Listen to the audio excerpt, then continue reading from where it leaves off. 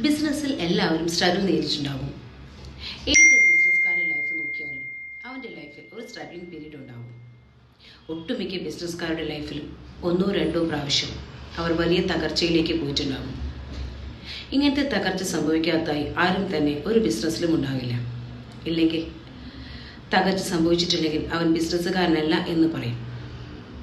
ഇങ്ങനെയുള്ള ഘട്ടങ്ങളിൽ ഇവർ ഓവർ സ്ട്രെസ്ഡ് ആവുകയും ഉറക്കം നഷ്ടപ്പെടുകയും ഭക്ഷണം സമയത്ത് കഴിക്കാതെ വരുന്നു.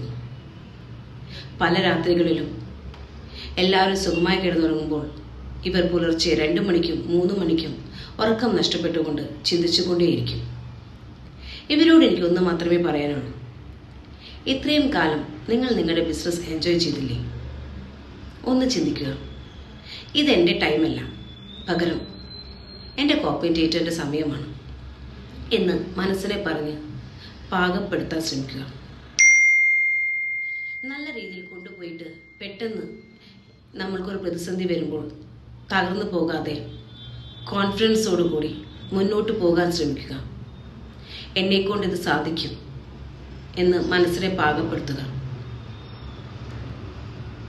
എത്ര കല്ലും മുള്ളും നിറഞ്ഞ പാതയാണെങ്കിലും അതിനെയെല്ലാം ഞാൻ ചവിട്ടി മെതിച്ചുകൊണ്ട് എൻ്റെ ബിസിനസ്സിനെ ഞാൻ മുന്നോട്ട് കൊണ്ടുവരും എന്ന ആത്മവിശ്വാസവും ആത്മധൈര്യവുമാണ് ഏതൊരു ബിസിനസ്സുകാരനും വേണ്ടത്. അങ്ങനെ മുന്നേറി വന്ന ഒരു ബിസിനസ്സുകാരനെയും ആർക്കും തോൽപ്പിക്കാനാവില്ല. അവനെ പിന്നീട് നമുക്ക് പിടിച്ചാലും കിട്ടില്ല. അവനാണ് യഥാർത്ഥ ബിസിനസ്മാൻ.